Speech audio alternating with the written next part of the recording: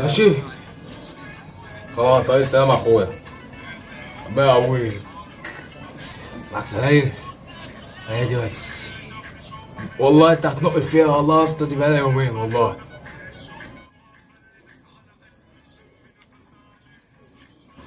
الواد بودة على هيسهر في النهارده، حكاية نايت كلاب اللي بيسهرها دي ولا؟ السهرات والله، السهرات دي قاعدة حاجة واحد بيختم بيها السنة الكئيبة دي والله. بس الواد بود بيختار شوية نايت كلابات جامدة، بيبقى فيها شوية حريم يا اسطى. انت لو جيت هناك على انت والله، انت بص، انت هتفقد عذريتك والله. بس ماشي موضوع، انا بقى احكي لك موقف حصل معايا السنة اللي فاتت مع العيال. انا والواد بودة والواد الليثي، متهيألي الواد الليثي كان معايا. خلصنا بقى سهرتنا بقى، كانت الساعة 12 ونص بالليل، الساعة واحدة. خدنا بقى كبير الموتوسيكل وعلى اخرين مش شايفين قدامنا. ركبنا الموتوسيكل بتاعنا بقى ومعلين التسجيل بقى، عصام صاصة على حمو الطيخ خاتم كابونجا، مش شايفين. كاملين في الطريق بقى عمالين نغني بصوت عالي بقى، مش حد قادر يوقفنا بقى. فايه بقى، حطينا حتة بيت يا اسطى بقى. بنت بقى لابسه ايه، كان معانا في المايه بنت عندها 11 19 18 20 سنه، في المستوى ده.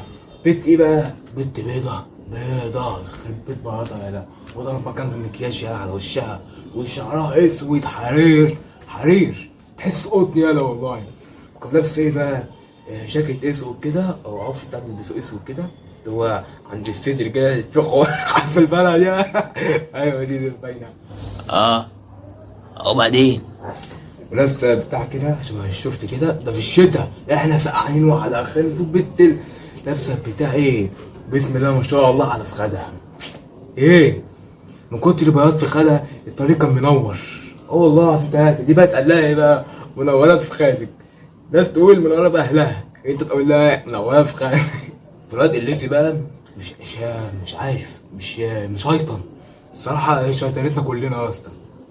مش عارف والله، انت كنت شفتها كنت عملت ايه. فقلنا ايه، الواد بوليس بيقول لك ما تيجي الرجاله نشقطها.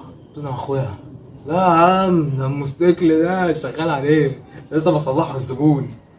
قال لي يا عم بوسه كده طياري. قلت له بوسه؟ قال لا يا اسطى. قلت له عكس كده يا اسطى، ممكن اعمل فيك ايه؟ قال لي اللي انت عاوزه يا اخويا، بس انا عايز بوسه منك. قلت له ماشي يا وبعدين؟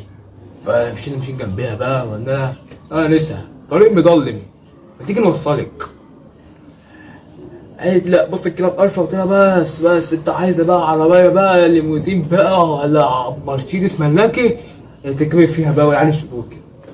فايه بقى، شوف بقى الصدفه بقى، في شابين كده عيال روشه بقى، عيال روشه. الاتنين ضاربين مولد، وده عامل شعر اصفر وابيض، حاجه غريبه قوي. وضاربين خط كده في حواجبهم، ولابسين روش وجاكيت اوفر سايز، ولابسين سلاسل بقى. فلقيتهم ايه بقى، بيقربوا من البيت. انا طبعا بقى نسيت من الموتوسيكل بقى. قلت له يا اخواتي اللي قلت ضايع مننا وخلت بتدور عليها بس. فالواد ايه بقى، مسكتش. الواد عايز منكششه، عايز يتخانق او لقيته بيعمل لي جعر. ايه يا اخويا، لا احنا جايين اول وعايزين ناخد البت بتاعتنا وعايزين. قلت له يا اخويا احنا جايين اول، حاجز مش حاجز، احنا حاجزين قبلك. وبعدين؟ الواد ما عجبش الكلام بقى، عايزين مشاكل بقى. ده مشاكل مش مهم، انا كده جاي ما اوريش حاجه فاضي. فالواد بود قال خلاص يا عم يلا نمشي بقى، انا عايز انام ومش قادر. قلت له على رايك تعالى نمشي. فالواد اللي لسه بيقول انت هتمشي كده يا اسطى، يا اسطى سبت البت دي هنا، انت عارف اللي هيحصل. عندك حق، ايوه صح، انا ما امشيش كده، عايز اتخانق النهارده بقى، انا بيها عليها بقى. سبت الموتوسيكل. قلت له يا اخويا ما ينفعش الكلام ده، ما ينفعش. مش عارف ليه حسيت صوتي عالي كده فجاه، مع ان الموضوع مش مستوى خالص. قلت له ما ينفعش الكلام ده، معلش احنا مش خرقات، احنا رجاله ونفهم في الاصول. امشي يا اخويا، يلا قبض ونوصل البنت دي ويلا، وده ما دخلك الشر. تمام كان الله به. الواد مسك اللسه بقى وعايز يتخانق بقى، فمشي كده ورايا. قلت بيقول لي، قلت يا صاحبي الواد الليسي بقى جاريه، قام زقه واداله رجل، وقعوا. الازازه وقعت قبله على الرصيف. والواد ايه بقى، لولا الواد الليسي اللي كان شاله كان الواد هيقع على حته ازازه كبيره يا اسطى. دي كان لو كان بص مش هتعمل له عاهه مستديمه. بص هتخلي وشه عامل زي الوحوش بتوع العصور الوسطى، عارفهم اللي هو فرانكشتاين والحاجات دي كده. والله الواد بقى اللي شاله قال لي بص احنا غيرنا كنا خليناك ميت. فناموا على جنب بقى. مسكت الواد التاني قمت لقيت في جيبي بقى بالصدفه مطوه. المطوه دي بتاعت مين؟ الواد بتاعت هباكه بتاعت الصبح اللي كان بيتخانق مع الواد بيكا. الواد بيكا كان بيتخانق معاه في المخططات وكده. لقيت كنت حايشه وحطيت المطوه في جيبي. قلت يا دين النبي، انا لو عملت المطوه دي طلعتها من اول الخناقه كان زماني دلوقتي خلصت ومعايا البيت ومشيت. قمت طلع المطوه بقى مرض بالواد. وانا اصلا بقالي اكتر من 10 سنين ما بمشيش في مطوه. انا خلاص مش محتاج انا مطوه ولا في حاجه. الواحد كان فوقها كان بيبقى في افراح كده، بس بقالي 10 سنين مش بمسك مطوه. ماسك الواد بقى قمت ماسك راسه.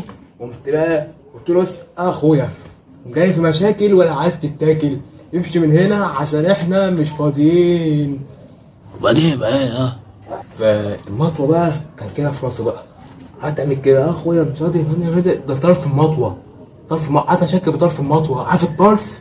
عارف الطرف كده كده طرف المطوه والله. فقلت يا لهوي لو واحد غشيم زيي عمل كده في الواد كان مات والله كان مات. قمت سايب المطوه قفلتها ومشيت. الواد خلص قال يلا قوم يلا قوم يلا مشي. البنت بقى وقفت كده مبسوطه وفرحانه ان احنا بقى عجل عب بقى ومن مصر ومن الدنيا عايشه ورعجيه. فقلت له شكرا ما اعرفش ايه بتاع الواد لسه تعالي بسرعه. قلت ما اصدق. قلت له يا اخويا هتقعد فين دي؟ الواد لسه قال لي تقعد معانا. قلت له لا يا حبيبي احبوش ما يحصلش الكلام ده. هتقعد ورا فين؟ انت تخلقوا البيت مش عارف. لو هتخلقوا البيت والبيت لو حملت يطلع ابن مين؟ الواد ده ولا النسي؟ قال لي خلاص طيب. قلت له هتقعد قدام. وقعد قدام الموتوسيكل بقى وانا سايق مش عارف انا ابص في الطريق ولا ابص في حته الجبنه البيضاء يا اسطى. والبت قاعده بقى وكل ما طب بقى كل ما طب